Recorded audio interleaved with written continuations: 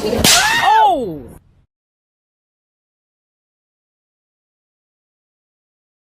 So let's talk real quick though about that though, man. Let's talk about that Seattle and the Bay Connect though, man. You know what I'm saying?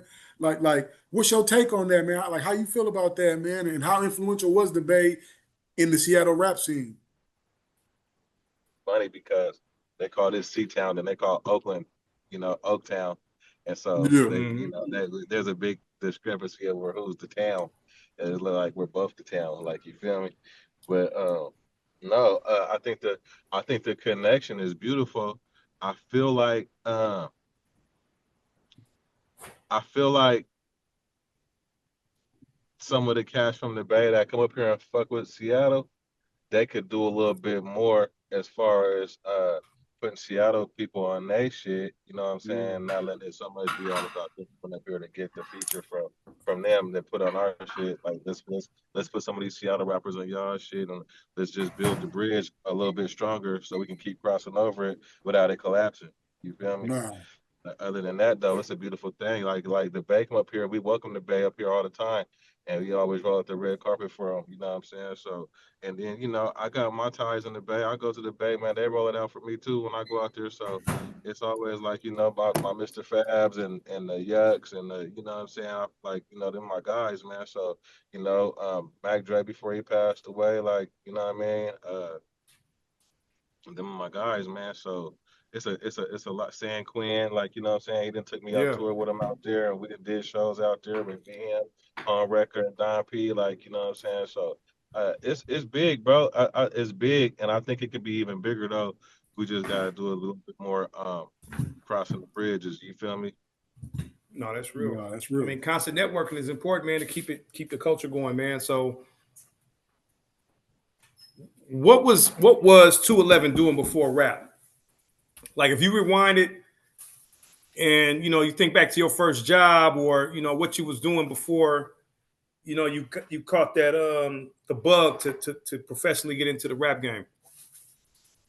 I was just a deep boy, bro. Nigga out there on the turf trying to keep his stomach off his back and his pockets off his lap. Come You know on. what I'm saying? That's about it, man. I Heavy in the feel you. game, man. Nigga, lightweight, stick up kid, like we running around robbing shit, running in the stores in the neighborhood and shit. Uh, just doing just being a menace to society. But once we learned about the music shit a little bit and got access to a real studio, my partner Popsicle, rest in peace, God bless his soul. He his uncle Dave came and invested in us. We was like 17, 16, 17, going on 18. And shit, that it was a wrap from there. Like, what I'm saying? We just been pushing from there. But we was pushing before then, but we just didn't have the knowledge or the connections to really put it where it needed to be.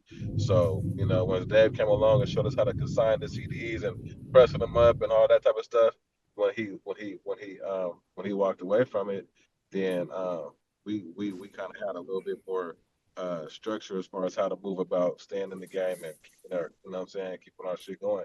Um, we always thought he would come back, so we waited for hella, but shit go on, man, and we just had to keep pushing. We eventually just kept pushing, put out a second album, and what I'm saying. Then after that, we stopped doing the self-titled albums, and then we just started doing our own shit. And we always had a third album on the back burner for him, but in case he always wanted to pick the shit back up, but we never dropped the third album. To the self-titled Hmm. three out there. Hmm. Do you remember your first rap you wrote? Yeah, yeah. I kind of let me see. Uh, yeah, I do.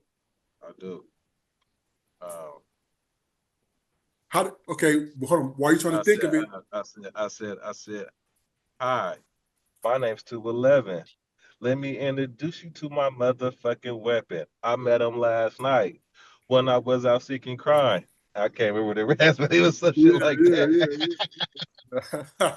No, that's hard though, man. You feel me? That's Yeah. hard though, man. You know what I mean? I just know that, what I'm saying, a lot of times though, when we write that first one, you know what I'm saying, our style changes after that. You know what I'm saying? I, Can we get you know, I still got a lot of my written raps from back then, bro. I just don't know how to say them. Of course, I wouldn't say them now anyway because they outdated. But I had went and did some time, and then I came home and I went dug through my raps and was like, I'm starting all new. I can't even read this shit. I don't even know what the fuck I was talking about. No, I can dig. No, I can dig that. I can dig that though, man.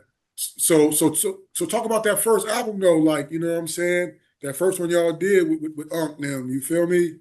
Like, what was it called? Man, Like, and you know what I'm saying? How can the people, if they can't, how can they get a hold of it, or is it just they got to know you to know somebody? You feel me? nah, it's still out there. You can get it. You guys gotta order it online. The first album though was epic because well, shit. I was locked up, bro. So I came home to it, but I was on the album. I was only on like 3 or 4 songs because I got me and Popsicle had went to the penitentiary, and Got you. I was the one that was mainly in and out of jail a lot in the group. I was the one. I was always the one getting caught up because I was the one who kept the car. I mean, everybody had cars here and there, but I kept a car. I always driving. I'm always getting pulled over. I'm always going to jail. I'm always got a high speed chase. Always got some shit going on. Always got a warrant. So I'm always in and out of the motherfucking system.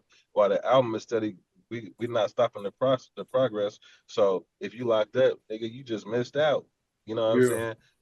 But we still gonna that don't mean you ain't from the group. You just got to come back and get back on board. You know what I'm saying? But we not holding up the project for nobody. So if you got locked up while we was recording it, you just missed out. And it was like that for a few of us. But me and Popsicle went and sat down and did that little bit of time. We came home to a we came home to a tour. You know what I'm mm, saying? Yeah, we came home to a tour and shit, man, that was big because we went to Louisville, Kentucky, but we drove like 3 cars deep from Seattle all the way to Louisville, I-5, you know what I'm saying? I-5, I-10, all the shit. We stopped and sold CDs in every single state that we passed through, every gas station, everywhere. We put in a couple hours in every city until we got to Kentucky.